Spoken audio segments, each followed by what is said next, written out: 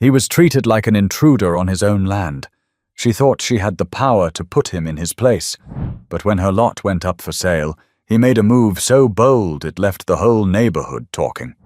Calvin Rowden wasn't expecting to be treated like a trespasser on land he'd owned for nearly 15 years. The air was warm that afternoon in Lakeway, Texas, the kind of day where the sunlight dances off the water and makes you think about nothing more serious than fishing or barbecuing.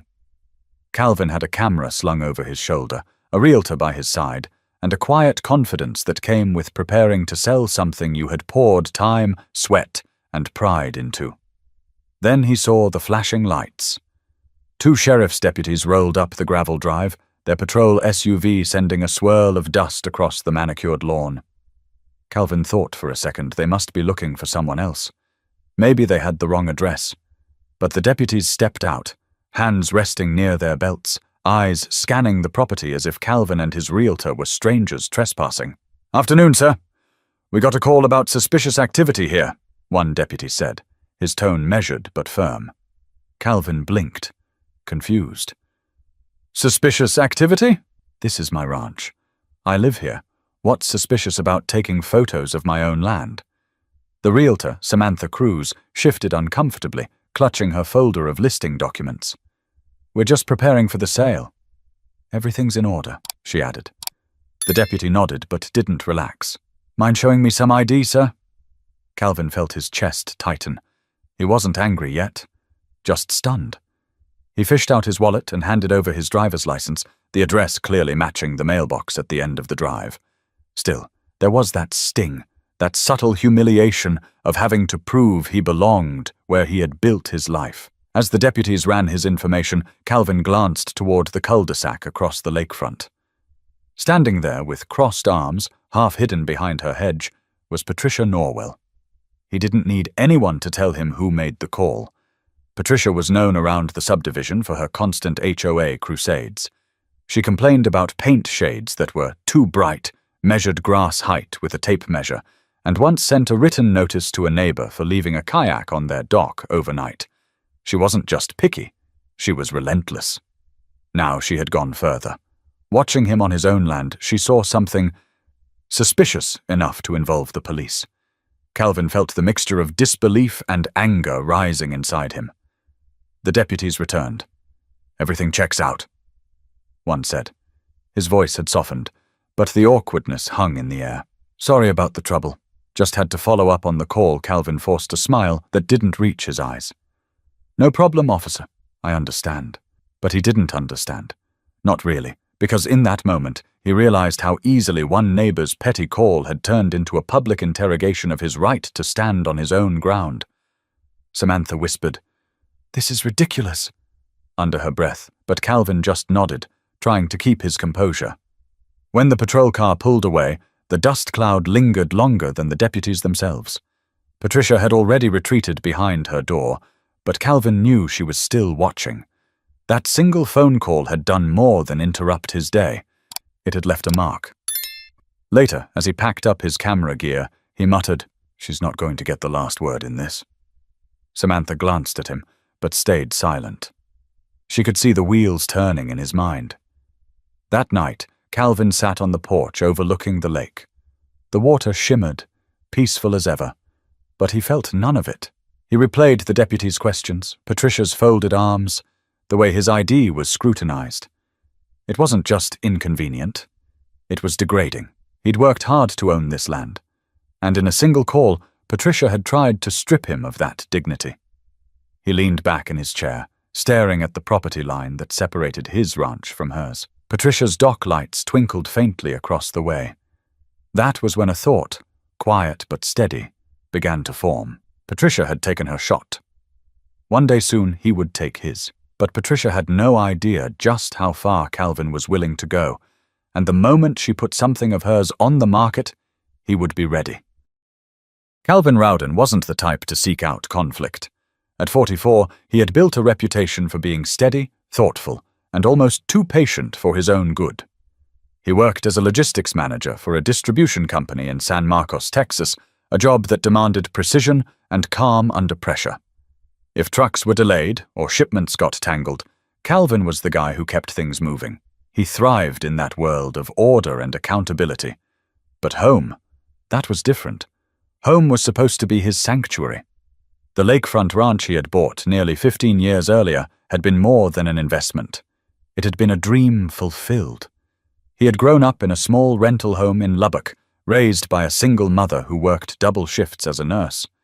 For years, Calvin promised himself that if he ever had the means, he would buy land of his own. Not just a house in a subdivision with cookie-cutter lawns, but a stretch of property where he could feel the quiet of open water and the grounding pull of trees under wide skies. When he found the ranch on the edge of Lake Travis, he didn't hesitate. Back then, the place had been rough. Broken fencing, a leaky roof, and a dock that had seen better decades. But Calvin didn't mind. He rolled up his sleeves, brought in local contractors, and spent weekends repairing, sanding, painting, and planting. Every nail he hammered into that house felt like a stake in the ground that said, "This is mine." Over the years, it became more than a home. It became part of him. Birthdays, cookouts, and family reunions all happened on that porch overlooking the lake. His nephew learned how to fish off the dock. His mother spent summers in the guest room, sitting with a glass of iced tea and marveling at the view. When she passed away, Calvin felt grateful she had lived to see him achieve the dream he once whispered about as a boy.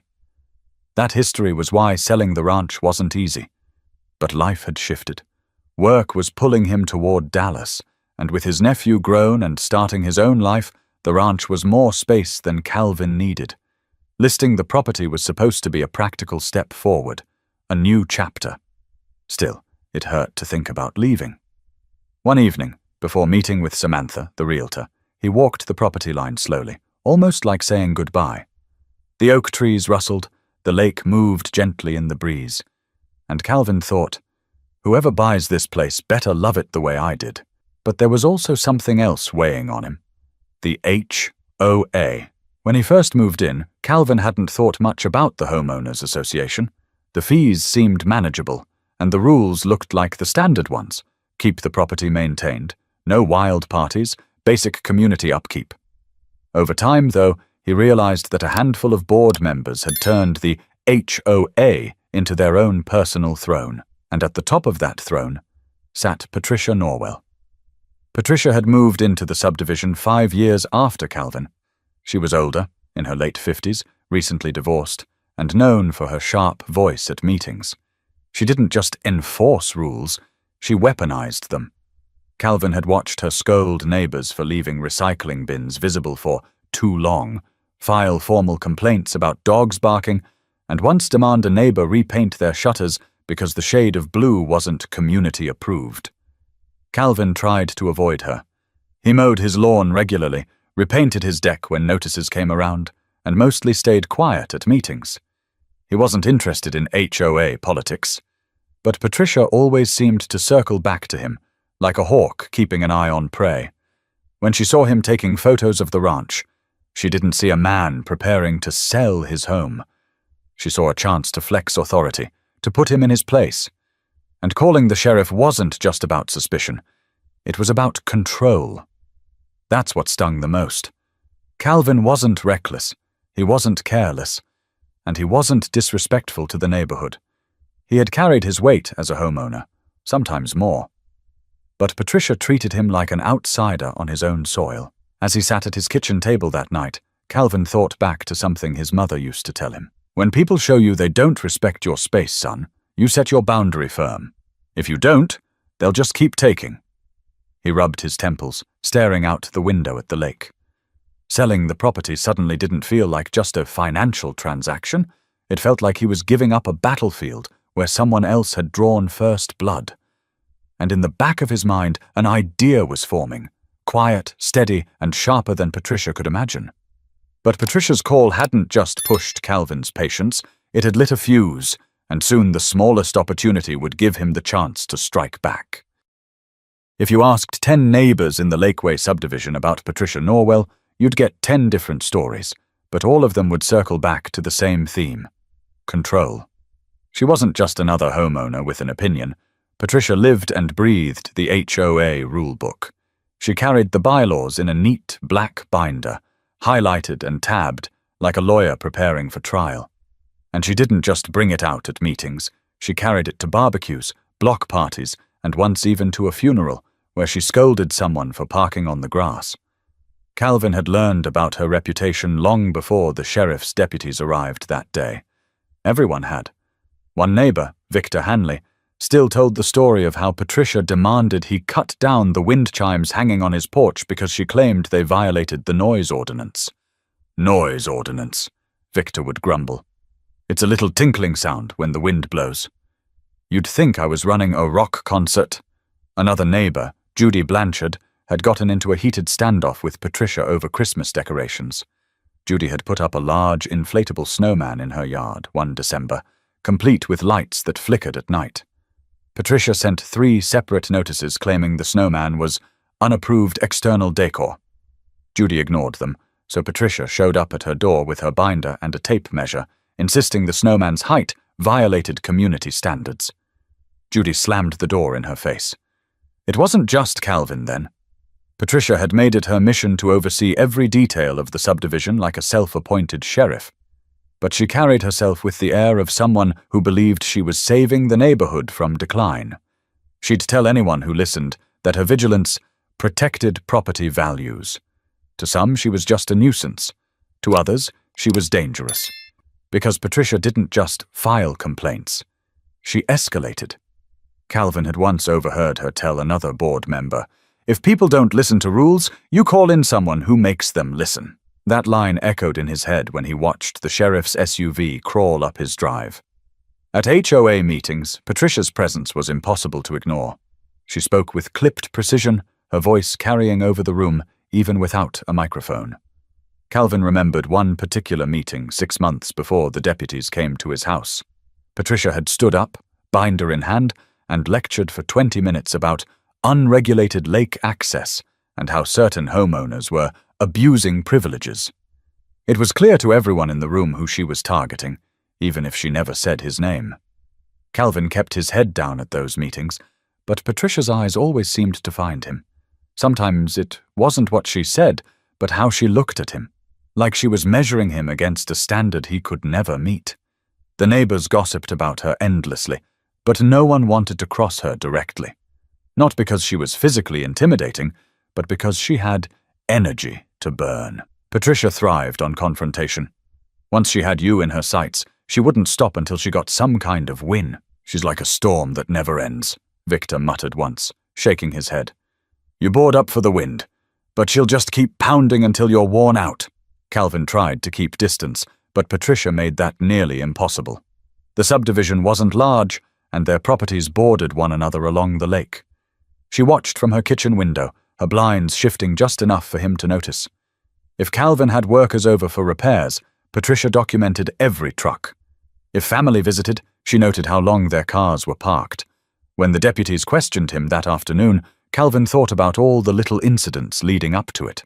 The notes slipped into his mailbox, the stern looks at meetings, the reminders of HOA rules.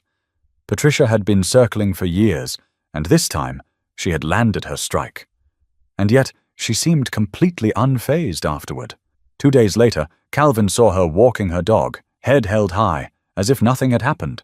A neighbor waved to her, and she smiled sweetly, no sign of guilt. That was Patricia's way. She never admitted wrong, never backed down, but what Patricia didn't realize was that in calling the sheriff, she had crossed an invisible line.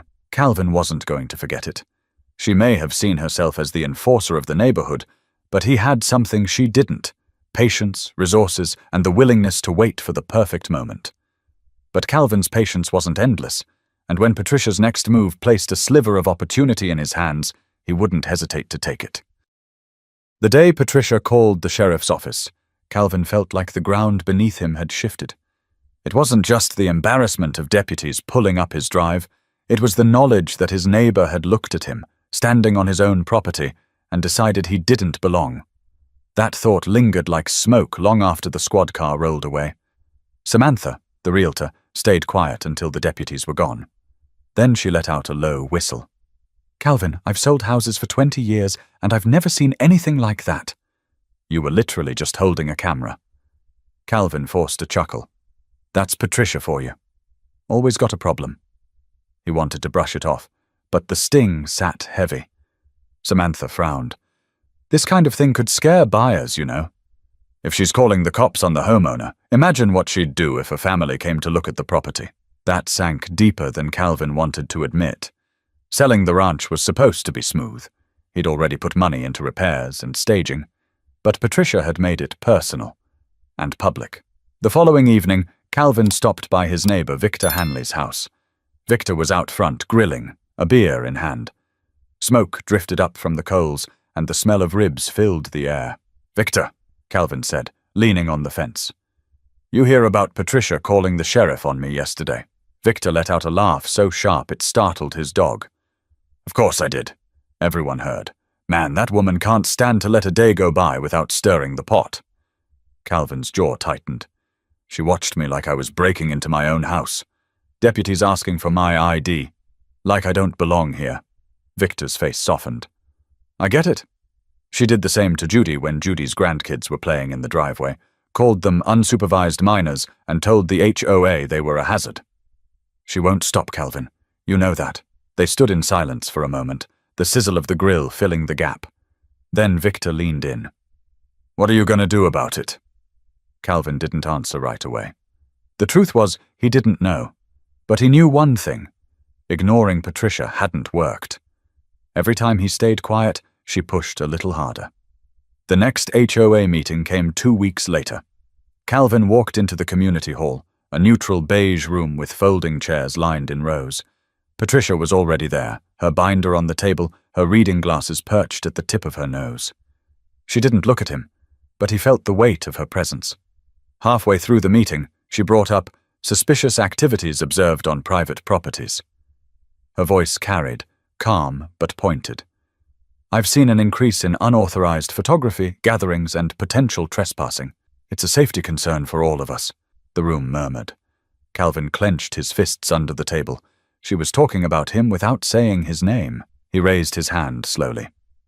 "With all due respect, Patricia, I was taking pictures for a listing on my property." "That's not suspicious. That's just normal business."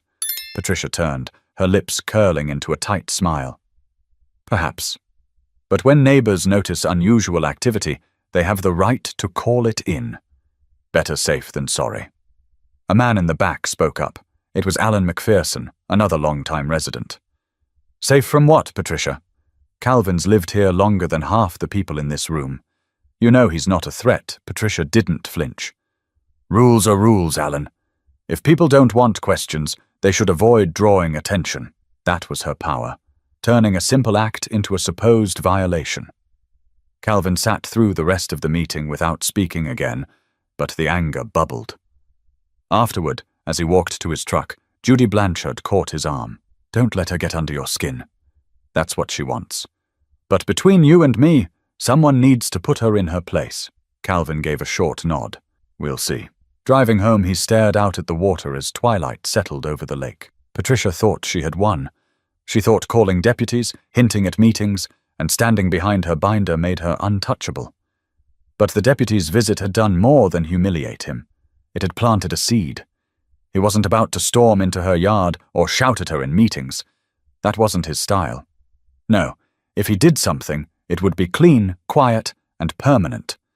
But the real opportunity hadn't arrived yet, and when it did, Calvin knew he'd recognize it instantly. In the weeks after the deputies came to his property, Calvin carried the memory like a stone in his pocket. Heavy, constant, impossible to ignore. He went to work each day, oversaw trucking schedules, fielded calls from warehouses, and smiled when he needed to. But the image of Patricia standing smugly across the cul-de-sac never left him. At night, he found himself pacing the porch, replaying the encounter in his mind. He could still hear the deputy's words. "Got a call about suspicious activity." Suspicious. That was what she had labeled him. Not neighbor, not homeowner, not man selling his house. Suspicious. His nephew, Travis, came by one evening to pick up some tools he had left in the garage. When he noticed Calvin's tense silence, he asked, "You okay, Uncle Cal? You look like you're carrying something heavy." Calvin sighed, leaning against the workbench. You ever have someone try to make you feel like you don't belong somewhere you've worked your whole life to get? Travis frowned. That Patricia lady again? Calvin nodded. She called the cops on me. On me, Travis, for taking pictures of my own ranch. Travis shook his head. That's low. What did you do? I smiled, showed my ID, let the deputies do their job. Calvin replied. But inside? Inside, I wanted to ask her what gave her the right to treat me like a criminal. Travis set down the toolbox and crossed his arms. You gonna let her keep doing that? Calvin didn't answer immediately. He rubbed his jaw, staring at the floor. I don't start fights. Never have. But I also don't let people think they can walk all over me. Not anymore. That night, Calvin pulled out an old photo album. His mother's face looked back at him from faded pictures. Her in scrubs after long shifts. Her in the tiny backyard of their rental home. Her holding his hand on his first day of school. She had been the strongest person he knew, and she had always told him, Calvin, don't ever let someone decide your worth for you. If you don't stand up, they'll take more than you're willing to give. Her words rang louder than Patricia's accusations. Sitting there with the album on his lap, Calvin felt a sense of clarity forming. The next weekend, he invited a few neighbors over for a small cookout. Victor showed up with a cooler of beer, Judy brought potato salad, and a couple of newer families drifted in, eager for friendly company. On the deck overlooking the lake, conversation turned, as it always did, to Patricia. She sent me 3 violation letters in 1 week, Judy said, rolling her eyes. 3. 1 for leaving a ladder leaning against the shed, 1 for having my recycling bin out past noon, and 1 because my grandkids left sidewalk chalk drawings too close to the curb. Victor laughed. She's got too much time on her hands, that's her problem. Calvin listened quietly, sipping his drink. Finally he said, She called the cops on me. The deck went silent. Then Judy muttered, Figures. She's been itching to go that far with someone. Victor shook his head. That's crossing the line, man. But she won't stop unless someone makes her. Calvin leaned on the railing, gazing out at the lake. I don't want a war with her, but I also won't let her dictate how I live. Not after everything I've put into this place. Victor raised his bottle. Then whatever you do, make it count. Those words echoed in Calvin's head later that night. Make it count. He wasn't reckless, and he wasn't vindictive for the sake of it. But Patricia's call had forced him to look at his situation differently. This wasn't just about selling property anymore. It was about respect. Each morning after that, as Calvin walked the property line, he started seeing possibilities. He noticed the narrow strip of land Patricia owned that jutted into the lake, a lot she rarely used except for her dock. It struck him then, she guarded her access to the lake like a prize, flaunting it during HOA discussions as proof of her investment in community standards. He didn't know then how soon that parcel would come into play. But he knew one thing for sure. If the chance ever came to turn the tables, he wouldn't hesitate. Patricia had drawn the battle lines. He was just waiting for the opening. But fate has a way of delivering the perfect setup, and Patricia herself would soon hand Calvin exactly what he needed. Late one Thursday afternoon, as Calvin scrolled through property listings on his laptop, he stopped cold. There, on the second page of new postings, was a small parcel of land marked for sale. The address rang familiar. He leaned closer, eyes narrowing. It was Patricia's lot. He clicked the details.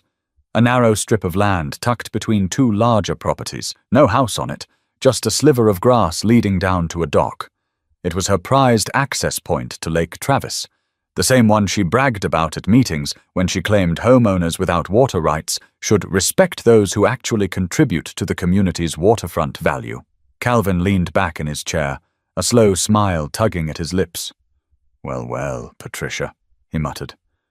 Looks like you've put your queen on the board. That night, he called his realtor, Samantha. I need you to pull details on a lot listed this afternoon. Belongs to a Patricia Norwell. Samantha hesitated. Patricia. As in that Patricia. The one and only. Her voice brightened. You're thinking about buying it?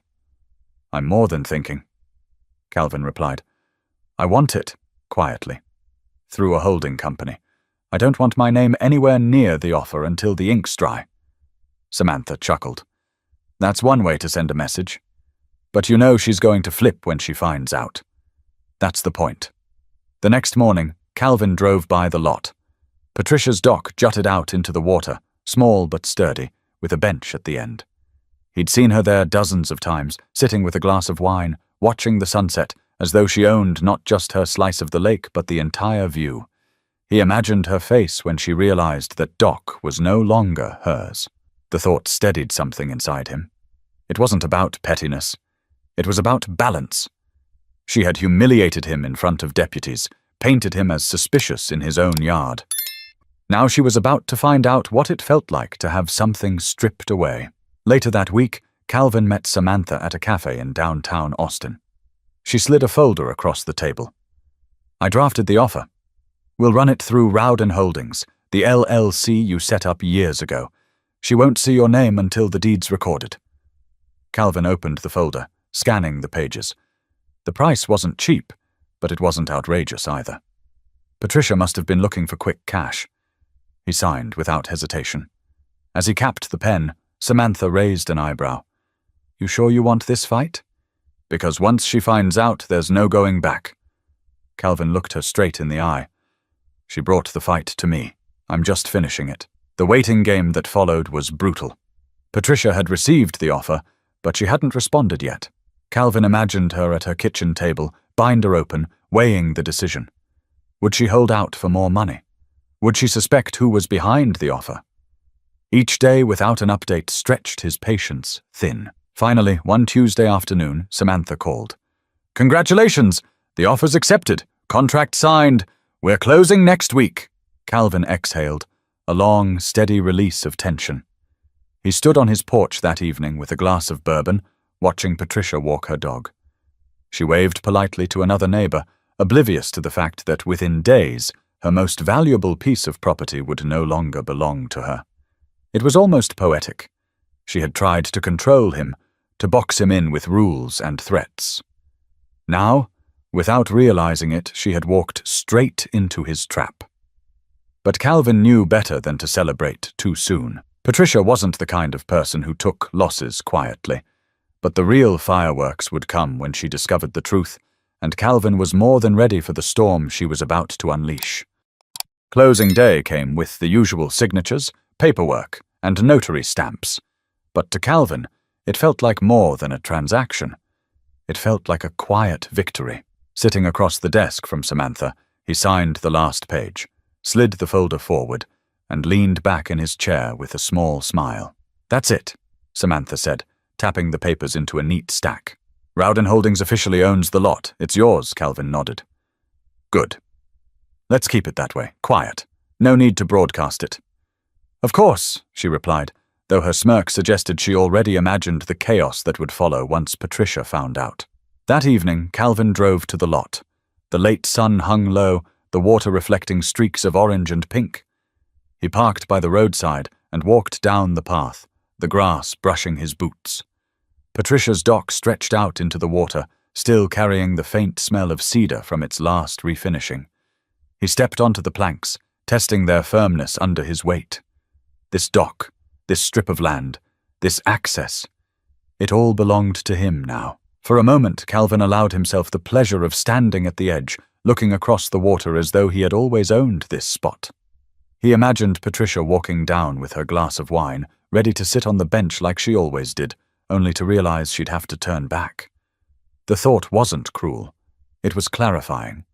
She had made him feel like a stranger on his own land, and now she would feel the same. A few days later, Patricia got the news. Calvin was trimming hedges along his front drive when he heard the sharp slam of a car door. Patricia marched down the street, her binder clutched against her side, her face flushed red. She didn't even bother with pleasantries. You! She snapped, pointing a finger. Was it you? Did you buy my lot? Calvin set the trimmers down slowly. Patricia, good afternoon to you too. Don't play games with me. She hissed. That offer came from some company, but I know it's you. Nobody else around here would have reason to. Admit it, Calvin kept his voice calm, almost conversational. I don't see how the buyer matters. What matters is the property's no longer yours. You signed the papers, didn't you? Her eyes widened, her chest rising and falling fast. You think this is funny? You think you can just take away my lake access? I didn't take anything, Calvin said, his tone even. You put it up for sale? I bought it. That's how the market works. You're petty, she spat. This is revenge. Calvin tilted his head. Revenge? Number. I just saw an opportunity. Patricia's voice trembled, though her anger kept her upright. I'll take this to the board. I'll bring it up at the HOA. You can't block my dock. Calvin folded his arms. Patricia, it's not your dock anymore. It's mine. And the board can't change deeds. She opened her mouth, closed it, then stormed off without another word, her heels striking the pavement like hammers. That night, word spread fast. Judy called Calvin. She's telling anyone who'll listen that you pulled the rug out from under her. Honestly, I'm not mad about it. Victor laughed over the phone. Man, you just became a legend in this neighborhood. Folks are saying it's the first time Patricia's ever been outplayed. Calvin chuckled, though his voice carried a weight. She's not going to let this go. No, Victor agreed. But at least now she knows you're not someone to push around. For the first time since the deputies rolled up his drive, Calvin felt a sense of balance return. Patricia had wielded power through intimidation and rules. Now, with one stroke of a pen, he had reminded her, and the whole neighborhood, that control isn't absolute. Still, he couldn't shake the thought that Patricia's rage was only just beginning. But the real confrontation wasn't at her front door. It was waiting at the next HOA meeting, where the whole community would watch the battle play out. The community center buzzed with chatter long before the meeting began.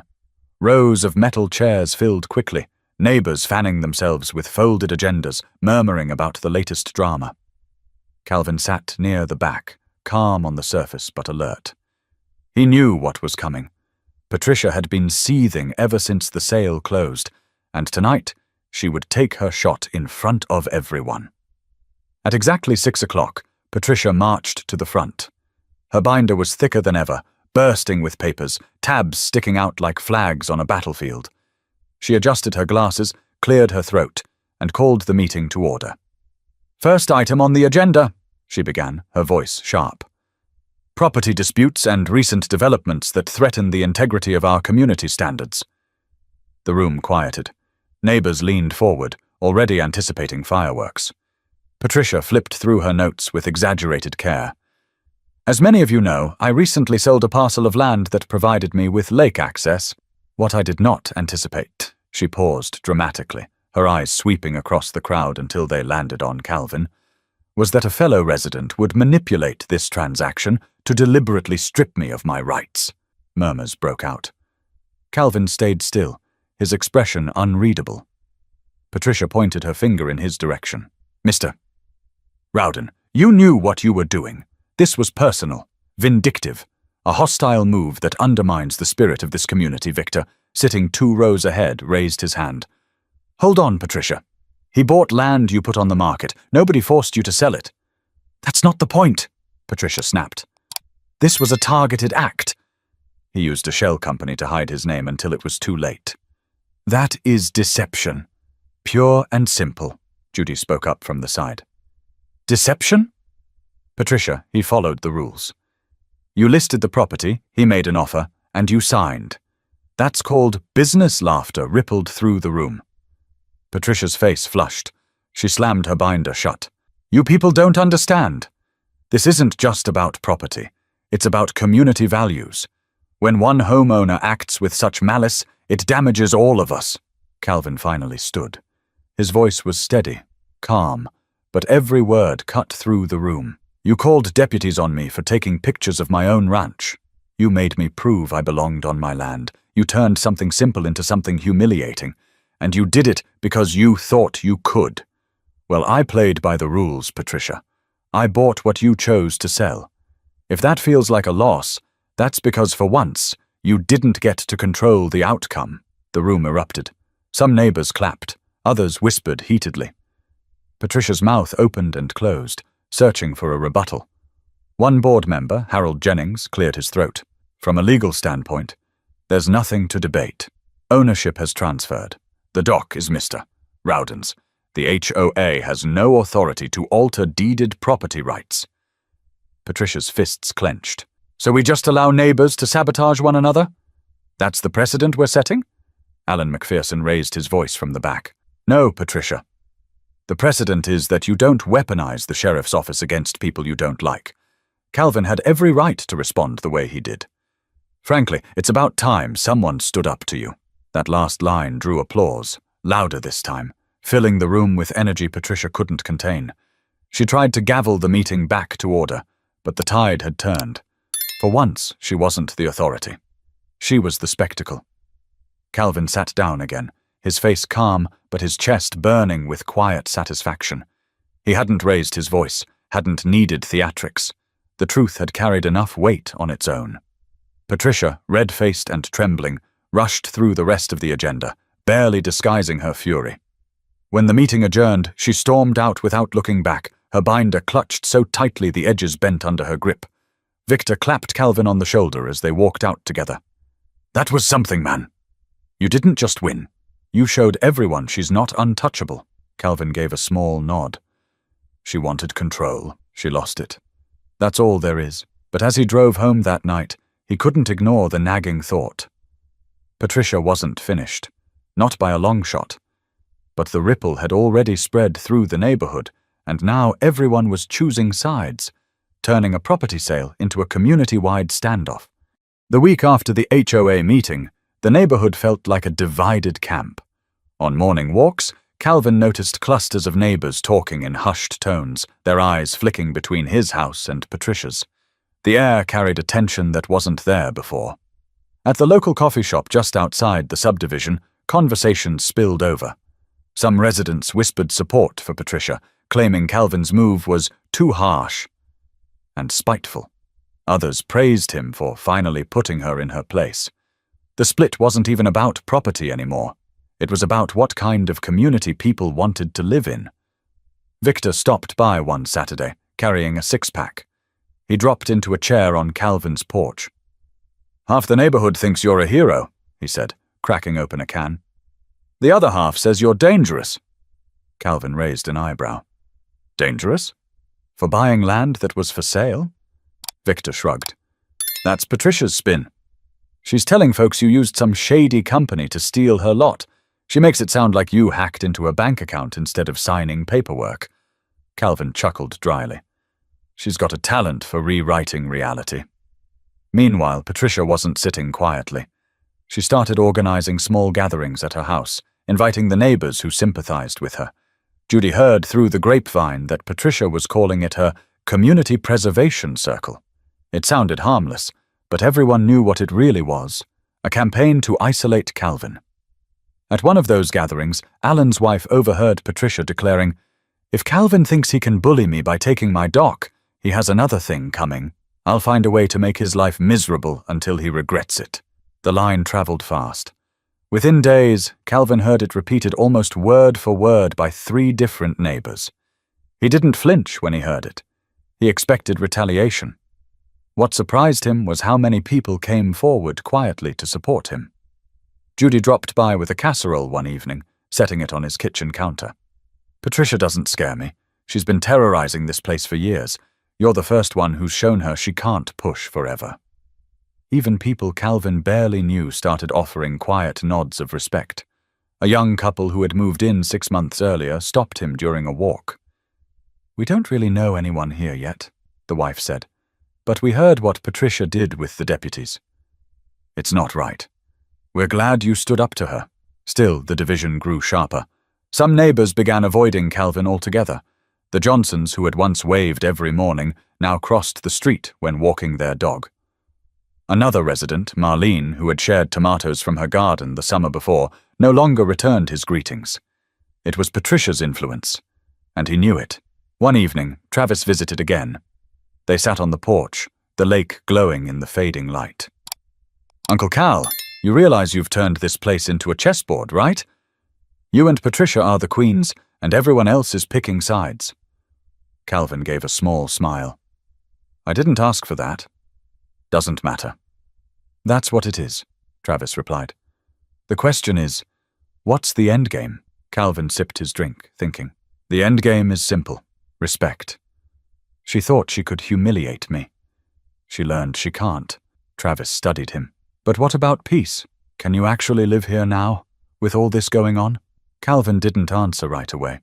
He watched Patricia's dark silhouette moving on her porch across the water. The truth was, selling the ranch was still his plan. Dallas called, and this chapter of his life was winding down. But before he left, he wanted something clear.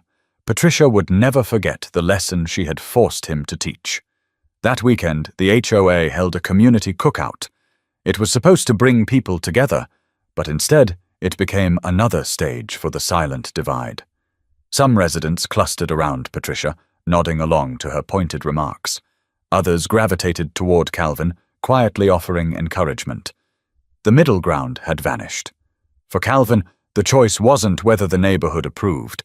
The choice was whether he could look himself in the mirror, knowing he hadn't let someone like Patricia strip him of dignity.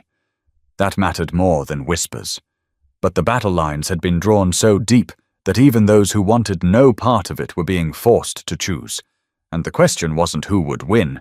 It was how far Patricia was willing to go to claw back her control. The tension in the neighborhood didn't dissolve overnight. If anything, it simmered. Patricia kept her distance from Calvin, but her disapproval lingered like a shadow. She still hosted her circle, still whispered about betrayal and community values, but her words no longer carried the same weight. Something had shifted after the HOA meeting. People saw her differently. For Calvin, the shift was deeper.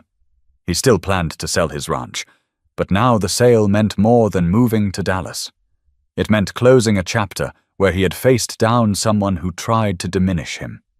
Every time he walked past Patricia's former dock, his dock, he felt a reminder that he hadn't let her define his place. On a cool Sunday evening, Calvin sat with Victor and Judy on his porch. The three of them shared stories, laughter, and the easy comfort of neighbors who'd weathered storms together. At one point, Judy leaned in and said, "You know, Calvin, people might argue about what you did, but I'll tell you this. You showed her, and all of us, that respect is non-negotiable.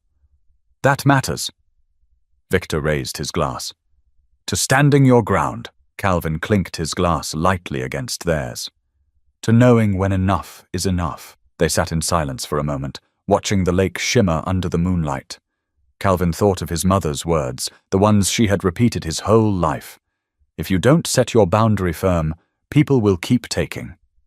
Patricia had taken her shot, but in the end she had lost her dock, her access, and most importantly, the illusion of control. It wasn't just about revenge. It was about balance, about reminding everyone, even Patricia, that dignity isn't up for negotiation. The following week, Calvin finalized the paperwork with Samantha to list the ranch. As she gathered her files, she said softly, "You ready to let it go?" Calvin looked out at the water, the dock standing quiet and still. "Yeah, it's time, but I'm leaving on my terms." She nodded. That's the best way to leave. When the house eventually sold, Calvin wasn't bitter. He wasn't triumphant either. He was steady, the way he'd always been. Patricia still lived across the lake, binder in hand, eyes always watching. But she'd never forget the moment she lost the thing she valued most. And everyone else in the neighborhood had witnessed it too. The moral was simple but powerful. People who live to control others eventually run into someone who refuses to be controlled. Respect is a two-way street. If you deny it to others, you risk losing more than you ever imagined. Calvin didn't plan on being anyone's hero. He didn't plan on starting a feud. But when Patricia crossed the line, he reminded her, and the community, that boundaries matter. And sometimes the strongest message you can send doesn't come from yelling or arguing or trading insults. Sometimes it comes from patience, timing, and a quiet move that leaves no doubt about where you stand. So what's the lesson here? Stand your ground when someone tries to take away your dignity. Don't let petty power plays decide your worth. If you choose your moment carefully, if you act with clarity instead of anger, you can defend what's yours, and maybe teach a lesson that lingers far longer than any argument ever could. This story isn't just about Calvin and Patricia. It's about anyone who's been pushed, cornered, or made to feel small by someone who thrives on control. It's a reminder that no matter who stands against you, your worth isn't theirs to decide. And if you've ever faced your own Patricia, remember this: patience is power, and respect isn't something you beg for, it's something you claim. Thank you for listening to this story. If you want more stories like this, real, relatable, and filled with lessons that stick, make sure to subscribe to the channel. Your support helps us bring you more powerful narratives that keep you thinking long after the video ends.